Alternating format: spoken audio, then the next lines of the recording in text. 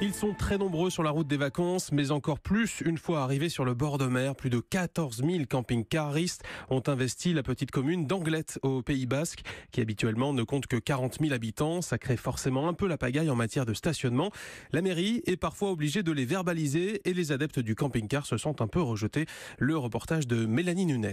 Ils prennent leur temps, vivent leurs vacances au gré des autoroutes, mais les camping-caristes ont une contrainte, trouver une place sur les 2 aires de stationnement, souvent bondées le long de la plage.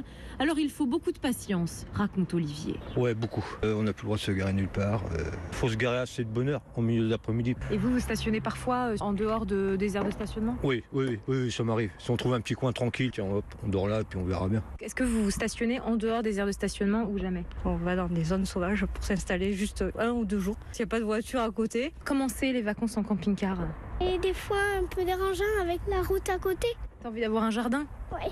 Et pour s'offrir ce jardin et éviter de payer 10 € la nuit, certains se garent en pleine nature, sur la plage, dans la forêt, ce qui exaspère Claude Olive, maire d'Anglet, qui accueille 15 000 camping-caristes à l'année. Mais quand vous avez des camping-cars qui vous prennent 2 places, voire 4, tout ceci n'est pas acceptable. Et donc on est obligé de prendre quelques arrêtés, notamment face à la mer. Alors toute la journée, la police municipale verbalise. On fait des passages au moins une dizaine de fois par jour. Ils mettaient leur cale, ils mettaient leur au vent, et ça c'est plus un stationnement. Une amende de 35 € pour que ces maisons itinérantes n'envahissent pas le littoral. À Anglet, Mélanie Nunes, Europe 1.